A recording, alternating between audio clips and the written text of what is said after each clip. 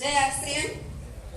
નામ સુનિતા મંગલપરા અને એક અભિયાન સાથે જોડાયેલી છું. મારા ઘરમાં પણ મને એટલા રિઝલ્ટ મળ્યા છે, ત્યારથી અંદરથી એવો આત્માને થયું છે કે નહીં, આ તો કરવું જ જોઈએ. તો અત્યારે મેં કિશોરમાં કે ઉડાનનું કોન્સેપ્ટ આવ્યું છે બહેનો માટેનું. તો મારું પીકીસી કમ્પ્લીટ થઈ ગયું એટલે મને એમથી મારી દેરાણીનામાં એન્ટ્રી કરવાવું. તો સરે મને એમ કીધું કે તારે સેલિંગ કરવા તો જવું પડશે. હું હોમ મીટિંગ દ્વારા ગામડાઓમાં બધાનું સેલિંગ કરાવું છું, મારી ટીમમાં, અધરવાઇઝ ટીમમાં. પણ પોતાનું નહોતી કરતી. તો મને કહેવામાં આવ્યું કે તારે કરવું જ પડશે. તો મેં 3 દિવસથી અમારા આજુબાજુમાં ચાલુ કર્યું ઇન્ટિમેટ વોશ, કે બહેનોની પર્સનલ કેર માટેનું. તો એક નાનો એવો વિડીયો યુટ્યુબમાંથી કાઢ્યો અને થોડું હું પોતાની રીતે સમજાવું અને ભાર દઈને કહેવામાં આવ્યું કે હું જે આ મીટિંગ સેમિનારમાં અટેન્ડ કરું છું ને એમાં અમને સ્પેશિયલ બહેનો માટેનું જાગૃત કરવા માટે કહેવામાં આવ્યું છે કે ઘરે ઘરે તમે આ પ્રોડક્ટ પહોંચાડો. તો એવી રીતે કરીને હું શરૂઆત કરું, પછી થોડી પર્સનલ વિશે વાત કરું અને પછી એ વિડીયો બતાવું. તો અત્યારે લગભગ દિવસમાં હું 3 ઘર લઉં કે 4 ઘર લઉં, દરેક ઘરમાં ઇન્ટિમેટ વોશ નાના જાય છે. પછી કહું પણ કે આ સેમ્પલ પીસ આવ્યું છે અને હવે આ મોટું આવશે, તો તમે પહેલા ચેક કરો. અને બહેનોએ જે પણ લીધું ને એ બીજાને પણ કહેવાનું ચાલુ કર્યું. અને જે દીકરીઓને લગભગ બધાને પ્રોબ્લેમ જ હતી, તો એમાં બધાને સરસ રિઝલ્ટ મળ્યા. બહેનોને દીકરીઓને વ્હાઈટ પાણીની પ્રોબ્લેમ હતી કે છોકરીઓ જે સ્કૂલે જાય છે તો 6-7 કલાક એક ધારું બેસવાનું આવે અને સેનિટરી પેડ પણ આપણે જે બહારના પ્લાસ્ટિક લઈને આવે છે તો એનાથી એ લોકોને ઇન્ફેક્શન થતું હતું. તો આ મેં કીધું કે અમારી કોટન લેર છે અને આમાં ઓક્સિજન મળે એ ટાઈપની ટેકનોલોજી કરવામાં આવી છે. તો બધાનો ઉપયોગ કરવાનું ચાલુ કર્યું અને મને કહેવા બધા એમ કહે છે કે અમે લઈ જશું. ત્યાર પછી આપણે મોરિંગાની ફેશિયલ કિટ વિશે કીધું.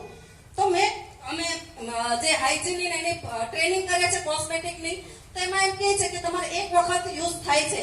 પણ મેં ખુદ કર્યું, પછી મારી દેરાણીનું કર્યું, મારા હસબન્ડનું કર્યું અને મેં ખુદ 3 વાર કર્યું. પણ ગમે તે લેવાય ને એનું કેમ 2 વાર આનું ફેશિયલ થાય છે અને રિઝલ્ટ પણ એટલા સરસ છે.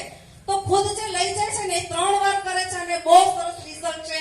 અને આવતા એમ કે હું અમે બીજું પણ બધી વસ્તુ લેવા આવશું. તો આ રીતે કે આપણી અંદર શક્તિ તો ઘણી છે પણ આપણે કોઈ દિવસ બહાર કાઢતા જ નથી. તો હું થેન્ક્સ કિશોરને, પ્રિયંકા મેમને અને ટીસીજીને કરું છું કે અમારી જે શક્તિ હતી એ શું હતું કે કિચન સંભાળવાની, ઘર પરિવાર સંભાળવાનો. પણ આજથી એવું થાય કે નહીં, અમે અમારા નામથી ઓળખાય છે. તે સોસાયટીમાં મને એમ જ કે તું ફ્રી જ ન હો, તારી તો મીટિંગ જ હોય. પણ હમણાં જે રામનવમીનો જન્મ ઉત્સવ હતો ત્યારે કોઈ દિવસ પણ હું ના હોઉં. એટલે એમ કે તારી જેઠાણી તો કોઈ દિવસ હોય જ નહીં એમ. પછી મેં કીધું તમે જે આ દેખાવનું કામ કરો છો આ કરવું જ જોઈએ, પણ હું જે કરું છું ને હેલ્થ કોન્સેપ્ટ માટે કરું છું, લોકોને જાગૃત કરવાનું કામ કરું છું. તો એ લોકો પણ કહે છે કે ખૂબ ખૂબ તને ધન્યવાદ આપવો પડે કે તારા છોકરાઓ, અત્યારે મારા 2 બાળકો વિદેશમાં છે પણ એને મેં બધું જ આપણું આરસીએમનું વસ્તુ પહોંચાડું છું.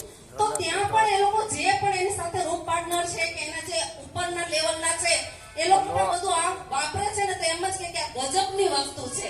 તો કાલે જ અમે હસબન્ડ કાલના એ ઇન્વિટેશન આપવા માટે જ આવ્યા હતા અને એક જગ્યાએ અમે ન્યુટ્રીચાર્જ વેજ ઓમેગા 18 લંડન, ન્યુટ્રીચાર્જ વુમન 9 અને ન્યુટ્રીચાર્જ મેન 9 3 મહિનાનો કોર્સ આપ્યો. એ લોકો પહેલા આપણે આરસીએમમાં હતા પણ લંડન જતા રહ્યા એટલે એ લોકોએ ત્યાં ન્યુટ્રિશન તો લીધું પણ જે આપણા ન્યુટ્રિશનના ઇન્ગ્રેડિયન્ટ્સ છે ને એવા આમાં નથી, કે અમને એટલી મજા નથી આવતી.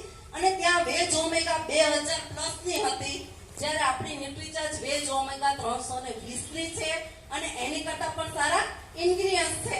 તો ખૂબ ખૂબ આજે દિનેશભાઈએ જે અંદરની એની આત્મા હતી એટલું એને સરસ કહેવામાં આવ્યું કે લોકોને જાગૃત કરો. અને કહેવાય ને કે લક્ષ્મણજી જ્યારે મૂર્છિત થયા ત્યારે હનુમાનજીને એની શક્તિ યાદ કરવામાં આવી હતી કે તારી પાસે એવી શક્તિ છે કે તું ઉડી શકે છે. તો આપણે સંજીવની બુટ્ટી લેવા માટે કે લક્ષ્મણજીને મૂર્છામાંથી બહાર લાવવા માટે શક્તિ હનુમાનજીને યાદ કરાવીને પ્રયાસ કરાયો કે તારામાં એ શક્તિ છે. તો એને સંજીવની બુટ્ટી લઈ આવ્યા. તો એવી જ રીતે કે સવારે રોજ જે 6:30 વાગે ત્રિલોકચંદ છાબડાજી જે દેવી પુરુષ છે એ દરેકને આપણી અંદરની શક્તિ કઢાવે છે અને કહે છે કે તમારી પાસે તો જીવન બુટ્ટી છે અને તમારે કોનાથી ડરવાનું છે. તો ઘરે ઘરે તમે જાઓ અને આપો. તો થેન્ક્સ આરસી અને